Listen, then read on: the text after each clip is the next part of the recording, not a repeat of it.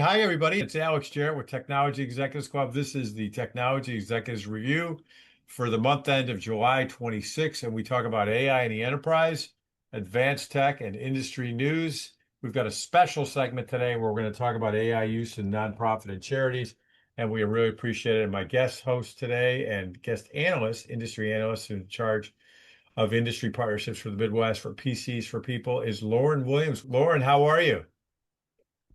I'm doing great. Thanks, Alex. Thanks for hosting me today. Yeah, hosting you and everybody else. And it's great to have you involved. You got some great insights, and we're going to show you some of the video highlights from some of these folks below. So let's get going. So, again, it's brought to you by myself and Technology Executives Club. And we're the digital media network for technology leaders and tech business leaders. And I want to talk about that for a minute. Usually I blow through this. I was interviewing someone the other day, Loren, and they talked about the importance of having your why. We've all heard that Simon Sinek, have your why. And he was telling me that he shifted his whole world and his own whole business when he did that. And I'm thinking that's actually a good idea. So I want to share my why. We're building a digital media network for these folks. And most of you that are on here are a tech leader, a tech business leader. We all see the big folks, the Elon Musk, who I think is great. And we were talking about Larry Ellison, past generations, some of the other great folks that are out there. This is our network because we're the ones, the people that are involved that are making the shift, this huge shift that we're going through now. We've all been through these other shifts. This is the biggest one we got. Don't you think, Lauren? This whole AI shift is the biggest one we got. It's bigger than the internet. It's bigger than cell phones. It's big. We're going through it. And my why for this group is to build a tech digital media network for everybody that's really making the change, Loren, because we're the ones that have to say, hey, there ought to be guardrails there, or here's where the business issue is, and here's how we can get real value for people. Don't you agree? Yeah, absolutely. We've got this new tool and we've got to figure out how to use it. All of us individually, businesses, nonprofits, governments, we have to figure out how to use it, maybe how to regulate it at times. And it's going to be a roller coaster ride. So hang on. It's going to be fun. And we were talking about all these great movies that have forecasted some of the things that may come. And, a lot of good is going to happen from this, and let's all build something together. That was a Lowe's commercial, I think, that actually helps people because at the end of the day, technology use is really about helping people. And again, we cover advanced AI and advanced technologies, tech leadership, and industry news. So we get over 1 million views annually. Thanks for being part of our community and our network. And if you like this, I'll show you some of the stuff on our site and some of the videos. Got a couple great ones coming out, and we have some great ones already on there. And we have a podcast on our Technology Executives Review, Technology Executives Club, and you'll see that. So if you're interested in being on the network, reach out to me. I have something called a Spotlight interview experience. Lauren, we just did a Spotlight interview. I'm going to show people some of that. And if you're a technology leader, you're not really interested in being on the network, but you kind of want to collaborate with your peers, that's fine. Reach out to me. I've got a program for that too. If you're interested, there's my email, or just go to our site and set up a discovery call. Let's get into it, Lauren. Again, today we're going to talk about the highlights for AI in the enterprise advanced tech industry news. And we've got a special segment here. That's the first part. We've got a special segment on AI use in nonprofit and charities. So I can't wait to do that with you, and industry news. Before we get started, I want to show you the segment we did recently. I won't show you the whole segment. I want to show you a highlight from the segment that we did recently with Tom Dress. Chicago area people know Tom. He was the past CIO, CISO. I think he may have been CTO of Christian Brothers Services, and a great guy. And he was on the program. And let me just show you something that he shared with us. And so what I just showed you, by the way, was our tech. The whole site has all the videos and podcasts, links to the podcast on Spotify and Apple. And I set this up for you. Here's a little clip for you. From our leadership are saying, where's the ROI? First of all, do you agree with this topic? Yes, this is an important topic. Yes, Yeah. absolutely, Yeah. absolutely. Any This thought is real quick? yeah. I mean, this is money now, right? So Yeah. as a CIO, we're all about business and technology and doing everything that we can to advance the company's goals within Yeah. our framework, right? So budgets are very important, and all it takes is one item in the IT budget every year that can throw everything out of whack. And we went on and talked about that for a while, Loren, but you get the point. This is a huge issue that's coming up. I talked to so many technology leaders that tell me they're worried about this. We all remember, shared services, right, Loren? When that came about, AWS and the other platforms where there's shared services, the cloud and that kind of thing. These expenses can go very quick. These token spends can go very quick. The thing that's interesting, we had a whole segment on this with Tom, which was great, but I just wanted to highlight that you can watch that discussion. It's really interesting. What's interesting is how low the price of the tokens are now, Loren, and they're funding it through shares and through bonds and investments. At some point, these companies are going to stop having access to that money, Loren. Those prices, I guarantee, are going to start going up. Do you agree, disagree? Any comment real quick? Yeah, it's hard to tell. Like any new technology, things can start out super expensive, right? Yeah. And then there's more supply, and the supply and the demand equalize, and then you just have to see where the supply and the demand goes, just like anything. Will there be too much or too little for whatever's, and we still have to figure out how much we need, right, as organizations and IT managers. Yeah. And I'm saying, it's just, you said it that way because I'm saying just the opposite. What I'm reading is it's going to go up. It's going to go up. Anthropic did something where they started changing it. They're going higher. Maybe other people will go lower. So I think you're right. I do agree with it. It's going to be interesting. All right. So let's go on the top headlines: AI in the enterprise and advanced technology landscape. I'm just going to read them, everybody, and then we'll pick one or two to talk about. AI in the enterprise, advanced technology landscape. Number one. And again, this is from the last 2 weeks, do a research, top headlines, and it's fun to just read them and talk about what's happening. Microsoft Copilot surpasses 30 million paid seats as enterprise adoption escalates. Wow. That certainly tells you people are adopting it. It makes sense, Loren, they're going with Microsoft because, I haven't signed up for that one yet, but you'll see. I could improve my PowerPoint screen. So you think, Loren? You don't have to answer that. You The don't have right to AI answer. might help. It Yeah, might. yeah, yeah, yeah. AI might help. Encore AI raises 30 million Series A to scale agentic AI enterprise platform. That's interesting. Microsoft expands Security Copilot and Intune capabilities to guardrail enterprise AI. That's kind of interesting. Non-human identity governance emerges as primary system vulnerability in agentic workflows. I like that one. So which one do you want to talk about? I think number one. Yeah, Yeah, I'm really curious about that. let me read it real quick and then I'll get your comments. Go So ahead. what this means is this came from Futurum Group Insights and Analysis, a think tank. They put this out.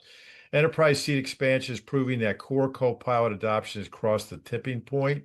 The real challenge for IT leaders now shifts from driving user license uptake to measuring actual workflow velocity gains. As seat counts balloon, securing data permissions behind these AI tools remains a top operational priority. What's your thought on all that? I think kind of what you read there is what I was thinking about. You're buying all these seats, right? 30 million seats. Are you Yeah, training people to use their licenses properly? Are they doing the right things? Are they guarding data? The whole risk of yeah. data being leaked. Is that happening? That's what I question. Is that happening in lockstep with those license purchases? Hopefully it is. Yeah, I think that's right on the money. I think you're right. I don't agree 100% with their now. I agree with you, what you just said. I don't think this means that adoption is occurring because clearly adoption is happening. People are doing it. But I talked to my CIOs and CTOs in our peer advisory groups, and they're telling me a different story. By the way, everybody, we have a peer advisory group for tech leaders that don't have time to go into the main meetings downtown. We do it virtually. So, anyways, they're telling me that sure, there's early adopters, and the board is saying AI, and they're doing AI, and everybody, but we all are like, everybody that's on this webinar is playing with it. But a lot of the employees are thinking, well, I don't know if I'm so happy about this AI. That's what's happening in a lot of companies. So, change management, I think is what you're getting to. You made comments about it's critical. You got to make sure people understand this is a shift that's going through. Here's how you can take advantage of it, right? That's what I'm hearing. All right. One thing I want to hit on the fourth one. Non-human identity governance emerges as primary systems vulnerability in agentic workflow. So shift to the human, exit to the human. That's what I've been hearing that most people say it. And I'll read it. This is from an IDC white paper. I think they're right on the money. When autonomous AI agents act on behalf of employees, standard single sign-on password protocols fall apart. Non-human identities, like automated bots querying internal databases, are quickly becoming the weakest link in enterprise security. Oh, I thought they were going one direction. They're going in another direction. They're talking about enterprise security.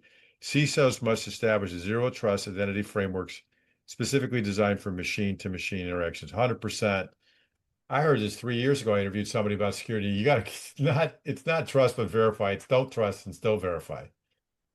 So they're saying implement it in AI. Go ahead, Loren. You shaking your head. Yeah, I think it just shows that data security has to constantly be reinvented, deciding before maybe it was who are you going to share your data with and how are they going to get to it. Now, I'll call the AI a what. What are you going to allow access to your data and what do they need to prove that they should have access and what are they going to do with it? Yeah, exactly. I think you're right on the money. All right, let's keep moving.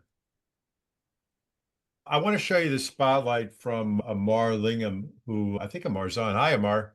We're happy to have you here. So I want to highlight this. We just published this. Just give you a sense of who Amar is for the people that are new, just becoming involved in our community. And we welcome you, Amar. I want to just highlight, he's got a company called Augmented AI, but I just want you to hear his background real quick. It's great to have him involved. Officer at CDW, you led the IT Chief Data Office at CA Technologies. Amar was in charge of the data and AI area at CDW and CA. So congrats on your career to date. And you've now lead this company called Augmented AI. Did I get that right? Yes, that's right. Glad to be here. You have such a deep background. Maybe share some of your experience with that, maybe an insight you want to share, and then we'll move into Augmented AI. How's that sound? Yeah, that sounds great. And first of all, thank you so much for having me here. Let me touch upon some of the experiences that I have seen as an exec in the CDO and also the Chief AI Analytics Officer roles. And these are, as you said, huge roles, huge responsibilities. Yeah. Right now, everybody talks about AI and the ChatGPT revolution has kicked it up for everybody. But even before that, we in the data analytics and AI and the technology world have been seeing and playing around with data. And the key thing is not about how much data the companies have, but how much of insights and operational activities that you can take based on those insights from the data, right? The business decisions. Yeah. So that's the key is be a business person first before you are a technologist, even though you are a core technologist at heart. And that's the biggest learning for me. And that's what is actually also a catalyst to augmented AI. That's really interesting. Okay, so that's just a short clip, but Amar, again, Amar's on here. Thanks, Amar. There's so much wisdom from Amar. I'll just say that he had these huge roles and he's very down to earth. Love having you involved, Amar. Everybody's watched this one. It's really good. He tells a couple stories. He told a story about how he helped this utility client. They were kind of lost with what to do with AI, Loren, and he helped them not only come up with a strategic plan, but also get a roadmap and actually help them do it. And what he talks about are the actual business impact, the ROI from the overall project. And that's really important. He also has a really cool product they developed working with some clients, and you can read about it in his post, that helps people take these hundreds of thousands of millions of media assets and get insights about them. So if you're thinking, oh, where was that interview we did like 5 years ago where the guy talked about A, B, and C, Loren? You can pull it right up. Just stuff like that. It's really cool. Really cool. So definitely worth watching this one. All right, let's keep moving. That's Amar. Welcome, Amar, to the community. It's one of the people to know about your video and your interview. Let's get back to the news here.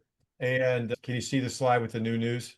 Loren, we good? Yep, Right. we're good. So Intel and Google Cloud accelerate Gemini enterprise deployment for global operations. That's interesting.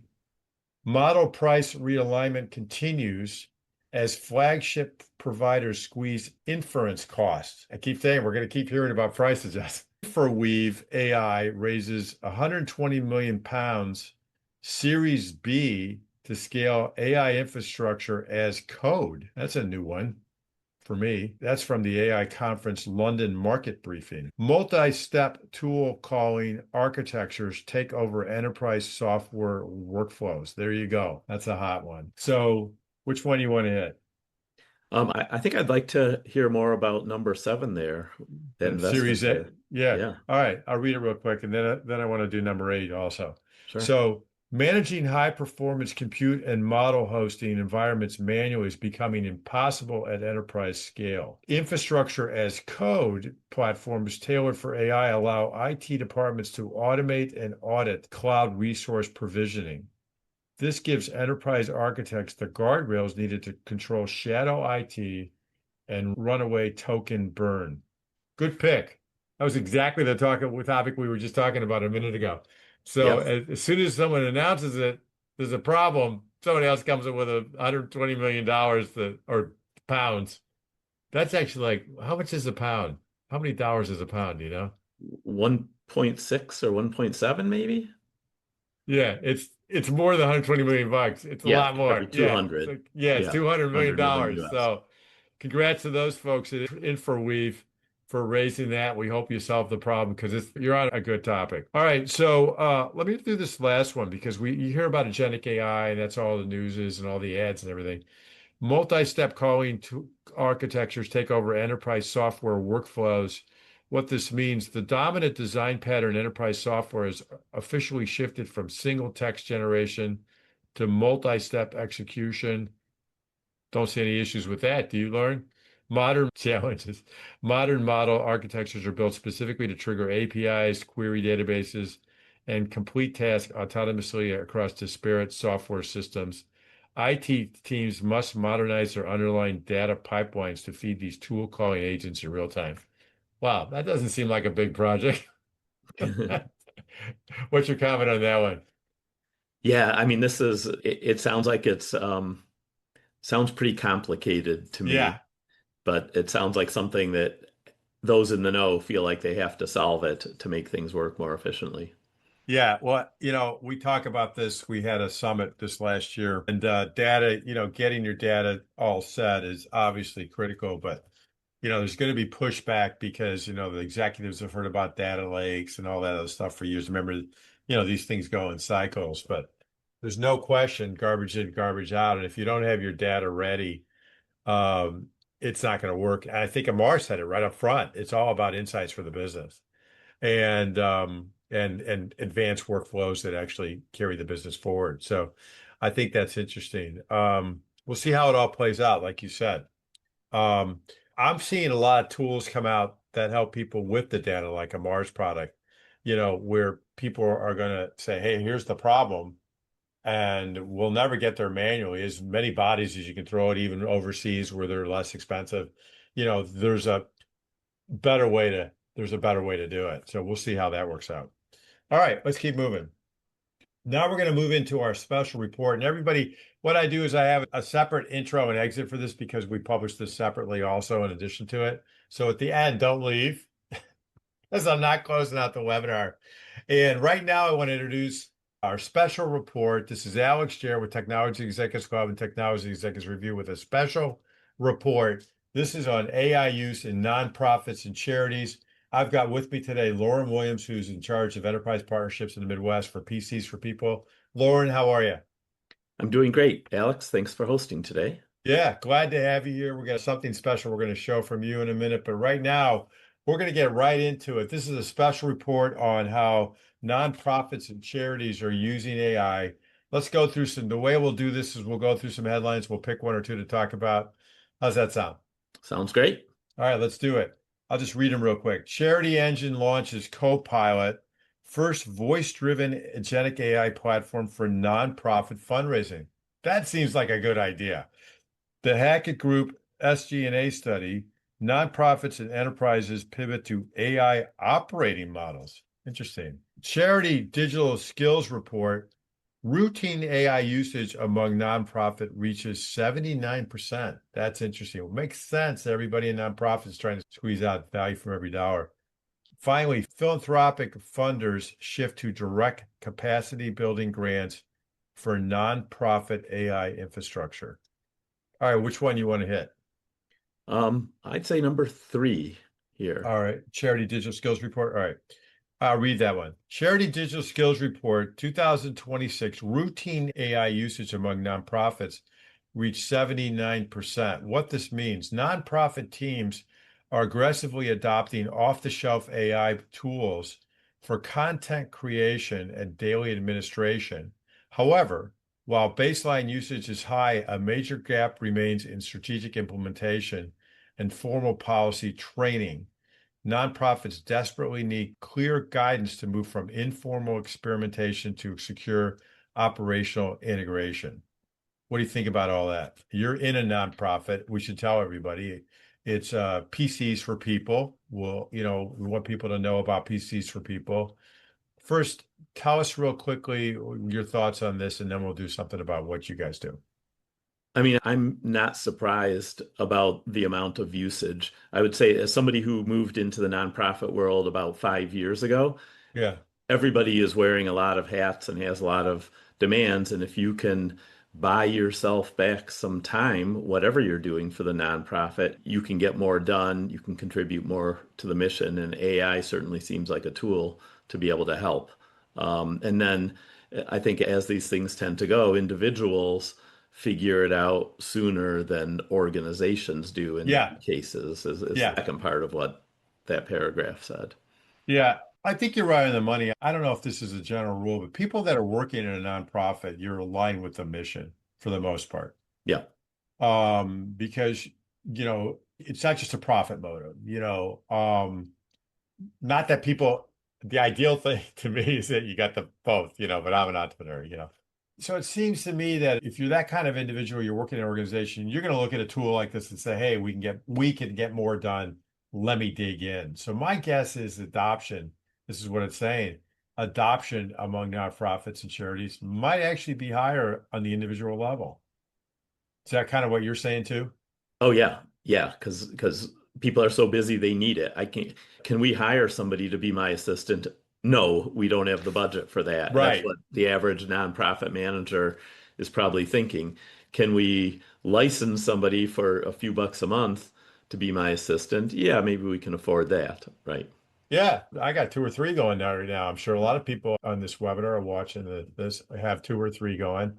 Use Claude for this, Google AI for this, ChatGPT for that, and I just told you I'm going to get Microsoft Pilot, So, I think you're right. It definitely makes you get more done. It's not shortening my hours though. I want to just be clear about that. And by the way, we talked about that with our CIO group. A lot of the CEOs are saying, where's the beef? Where's the ROI? And a big chunk of that initial ROI is the people that are early adopters are getting really high productivity, but they're not necessarily, that productivity is not translating to results to the bottom line yet. That's a very interesting dynamic. So, okay, let's keep moving here. I want to go to the website, and I want to show you all a recent interview we had with Loren. I got something posted here because I want to highlight what you guys do in the special report. By the way, if you've got something that you want to highlight, an organization that you run and own and you're interested in that or you're part of, just reach out to me and we can talk and to see if it makes sense for our broadcast. So anyways, Loren, you work for a company called PCs for People, and you reached out to me. You were on one of our webinars and reached out, say, hey, let's talk. And I said, you know what? I'd like to put you on and just share what you do, because I think what you all do real quick. So let me play this piece from PCs for People. Before I do, give us 1 or 2 sentences about what you guys do. We take retired corporate computing equipment. Yeah. We securely delete all data, and then we refurbish as many computers as we can to redistribute to low-income households, and we keep everything out of landfill. And that's amazing. But from the corporate side, is there a cost to them? By and large, it's $0 and 0 cents to get certified data destruction, logistics, e-waste handling, whatever you want to call it. That's what I wanted to hear, because a lot of the people that may watch this could be a technology leader, and you provide on that side of the equation a cost-effective, almost free. I'm not going to say free because there might be a cost involved. Almost free way of correctly and safely disposing of your PCs and other similar equipment, because you all take them and you have a need for them, which is to take those PCs and give them to people. And this spot I want to play now is about that young girl, Nina. No. If you want to think about what the end goal is of your organization, I'm going to play this bit right here. We met a young woman, a high school junior named Nia, very smart young lady. She had one of these like third-hand computers, like would freeze up all the time. It would boot up, but it would crash all the time. Yeah. And she had really, really spotty internet, and she found herself at night sometimes on the steps of the library to try to pick up internet and finish her homework at night. Really motivated.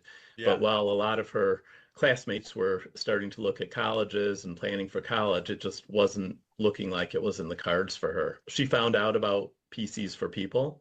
She got a newly refurbished laptop and internet hotspot that we also provide at low cost. Wow. And then I learned recently she finished her junior year, went through her senior year, and she was able to apply to and get accepted for college.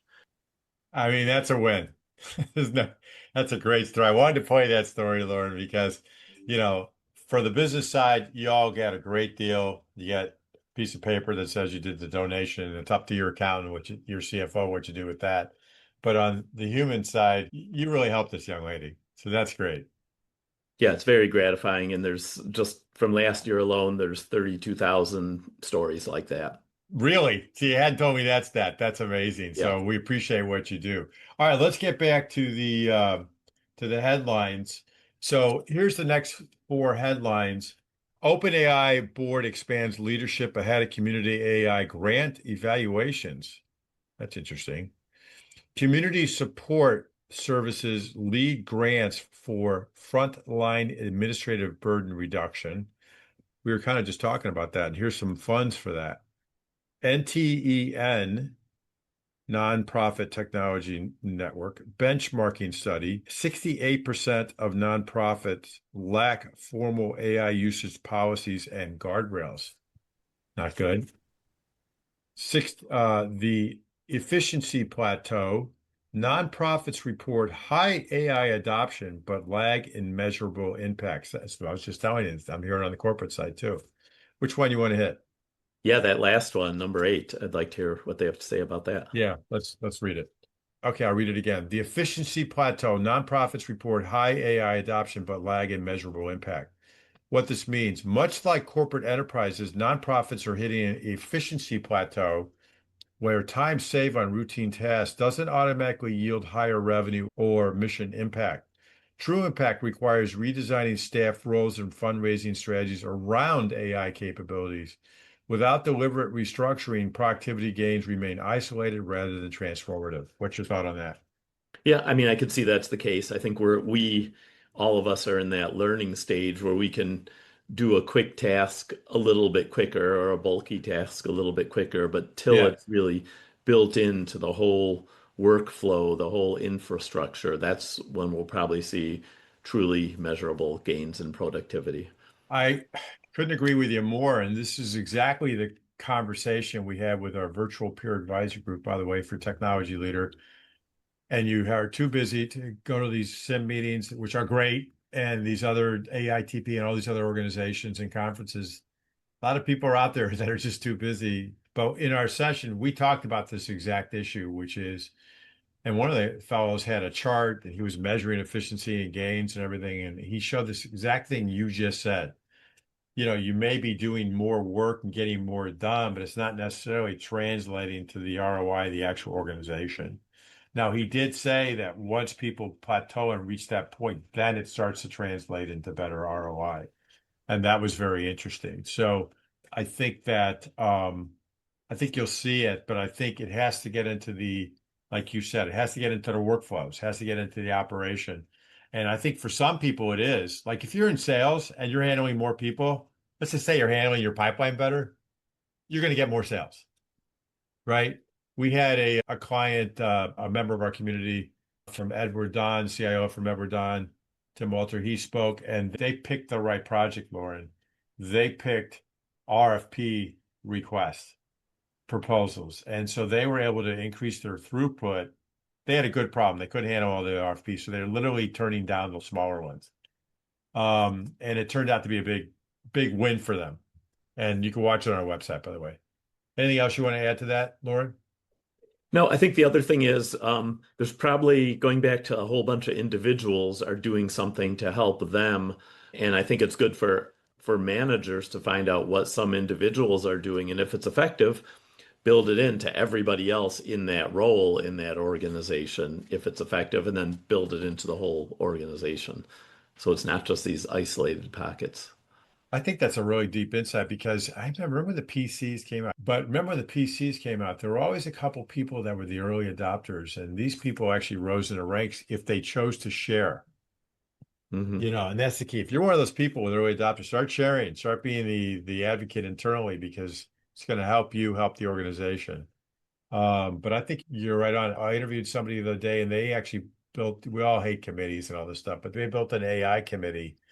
And people were meeting regularly and doing this kind of thing where they're getting together groups and sharing. And it's just like we did with the internet, just like we did with the PCs, use those same structures to do it. So I think you're right on the money there. All right, let's keep moving. That's all we have for those headlines. So this has been a special report on AI use in nonprofits and charities. And I want to thank Loren Williams, who's our Enterprise Partnerships PCs for People Midwest advocate. Thank you for being on this special report. Thanks, Alex. Appreciate you being there. Now, everybody don't go away because that's just the end of that special segment. We still got another set of headlines to do. Let's go into the industry headline news. Now, these are the headlines that you always see on the news. They're fun. And it's interesting to see where the money's flowing, right, Loren? You always track the money, as they say in all the detective shows. Yep. All right, let's read it. The Hackett Group North America and Europe study, SG&A cost hit 5-year highs. Wow. European Commission orders Google to open search data and Android features to competitors. Okay, I'm sure they're happy about that. Another $1 billion, I'm sure, at some point. They just paid $1 billion for something, or just got fined $1 billion for something. Meta explores multi-billion-dollar AI compute partnership with Anthropic. Well, that's interesting. We couldn't do it ourselves. Let's use Anthropic. So that's interesting. Boy, these guys are making big moves. There's no doubt about it. Leading AI labs increase safety safeguards against weaponization and misuse. Wow. A lot of good topics here. Which one do you want to hit first? I would say number 4. I'm really curious about where we're going with that. Yeah, I like that one too to talk about. So let's do it. Leading AI labs increase safety safeguards against weaponization and misuse. Frontier model providers are implementing stricter structural guard law to prevent advanced capabilities from being exploited in cyber attacks or biological research. This self-regulatory push aims to reassure international policy makers and corporate buyers that foundation models are safe for deployment. Expect stricter AI compliance checks, API compliance checks for enterprise users as a result. What do you think? Yeah, I think we talked about this a little bit before we went live. We've got this new tool. All of us have this new tool called AI, which can do a lot of great work for businesses, for humanity, for so many different things. But as the same token, it can do some negative stuff. So it's good to see we're trying to figure, leading AI labs is trying to figure that out to make sure it's used for good. Yeah, I think you're right. I forget there was a hack that came out recently and they used AI to do it. It's just terrifying when you think about biological warfare, the chemicals and things like that. That's kind of terrifying. So I hope that they keep doing this. They have to. And I hope that we don't have to have a disaster for them to figure out they really got to do it. Yeah. We were talking about whenever new technology is developed, there are ramifications of this. You mentioned the cars. When cars first came out, there were accidents. I mean, I didn't even have a seatbelt when I was a kid. I just aged myself again, right? We drove around, it was a lot of fun. So, there's going to be accidents here, and hopefully we'll continue to progress and move forward. And I think we will. All right, let's keep moving. And I showed you this segment already. I already gave you the feature of this one. So let's keep moving through the headlines. All right. So Google refining Gemini 3.5 Pro to improve coding and reasoning performance. That's good. AI competition pivots from model benchmarks to infrastructure and enterprise platforms. Federal Reserve Task Force tracks AI productivity impacts on national employment data. Wall Street infrastructure scrutiny increases as big tech Q2 CapEx reports begin. Which one do you want to do? I'd say number 7, because I am always curious about how much is AI making us more productive. Yeah, I am too. I'll read it again. Federal Reserve Task Force tracks AI productivity impacts on national employment data. What this means, central banks and economic policymakers are closely watching how corporate automation affects labor markets and productivity metrics. The task force is monitoring whether AI-driven efficiency leads to workforce displacement or fuels broader economic growth. It's going to be kind of hard to tell in a short term. Their findings could eventually influence macroeconomic monetary policy and corporate tax frameworks. What do you think of that? Yeah, I mean, I think it's good. I think watching that is good. I don't know how much effect the Federal Reserve can have if they determine it's going one way or the other, but it does make me think about how when spreadsheets came out, and now I'm Yeah, repeating myself, how everybody thought like all the accountants are going to lose their jobs because spreadsheets will do everything. Well, no, there are probably more accountants because we've got this great tool to do more data analysis and tracking and run our businesses and our organizations better because of this tool. We need more people to use the tool right. I think that's a good comparison. I remember the PC. Remember the little compact that you carried around? It was like that big. And who was carrying it on the plane all the time? It was the accountants. Remember, Yeah, they were the ones that were using it. yeah. And so I think that's a really great analysis. I'm going to read one more of these because I think it's interesting. Um, you know, Wall Street kind of related infrastructure scrutiny increases. Financial markets are demanding clear evidence of revenue returns on billions spent building out AI data centers. Institutional investors are punishing tech stocks that show soaring capital expenditures without corresponding margin expansion. The market pressure flows directly down to enterprise CIOs who are being pressed to demonstrate clear ROI on their own tech spend. Go ahead. Yeah, I mean, I think it's just like anything. Things can overcorrect. Like, AI is hot. Lots of chips are needed. Lots of data centers are needed. Lots of servers are needed to go into lots of data centers. And, lots of funding takes place to build all that infrastructure. So how much do we need? Who knows? But yeah, that's why I see the scrutiny is happening. Yeah, and scrutiny is going to hit hard because a lot of this money's been given to these companies to go out and continue to invest and continue to invest. And at some point, there's got to be a return and the market's going to correct. That's my prediction. You heard it here. And that's not a new thought. That's not an original thought. The question is just when. Right. But after that bubble pops, we're still going to be left with the survivors and we're still going to be left with a huge shift. Remember the internet bubble? Internet's being used all the time. In fact, without the internet, we wouldn't have had AI being distributed so easily. Yeah. So, and continue to distribute. So, it's going to happen. The question is how big of impact and when. And if I knew that, I probably wouldn't be on this. I might still be on this one, but I'd have at least a podcast room, and I'd be on the beach in Hawaii doing, this is Alex from Hawaii. So first of all, Loren, thanks for your insights. Let me show you a couple other now showing on the site and coming soon. We'll close it out. We just recorded and produced this one, just launched this one. Technology tech market is shifting, not shrinking. Loren, we've heard a lot of headlines about 5,000 jobs here, 10,000 jobs, where people let go of people. What's happening is they're shifting. If you recall, the tech sector during the pandemic invested in a lot of people, and now there's a shift. But what Richard talks about is where a lot of these people are going and where there's a big demand. And I'll give you a clue. It's in mid-sized markets and other types of companies that are now realizing they need these capabilities that are coming from these tech savvy executives coming from these types of companies to transform their organization. So worth watching, everybody. Richard does a great job in these leadership briefings. That's a leadership briefing. This is another one, empowering governance in a local government through a people-centered strategy. Everybody thinks of guardrails as a negative thing and governance, and Jeff shows really clearly how it's not a negative thing. In fact, it's, we use the metaphor of, before you get on a plane, you go through that checklist, check, check, check, check, and that means you can safely arrive to your destination.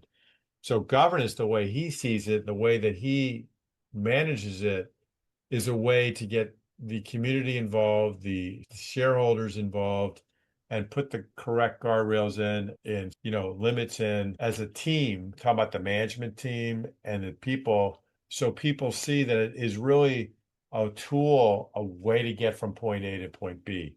The guardrails are. And he uses what he calls a people-centered strategy, talks how to do it. It's really good. It's worth watching, all the tech leaders out there.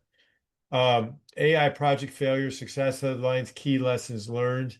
From Tori, we had a similar session that we're doing now.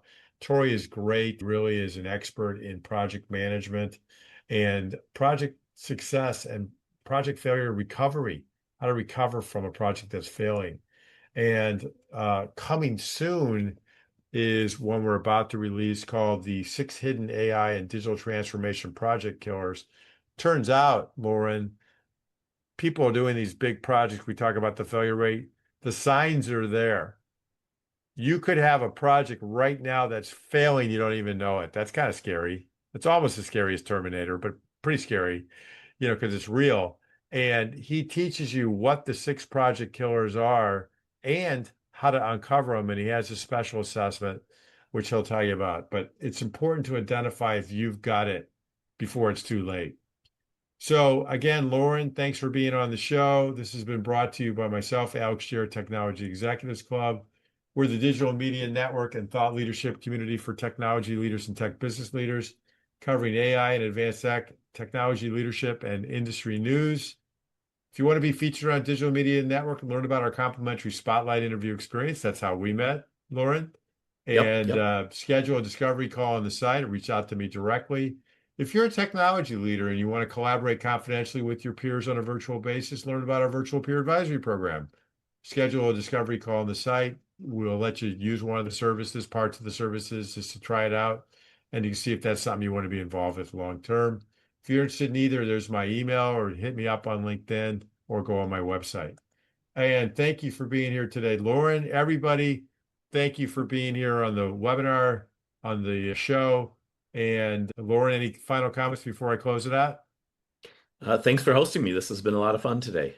Yeah, well, we're happy to have you, Loren. You did a great job. Thanks for all the work that you do with PCs for People.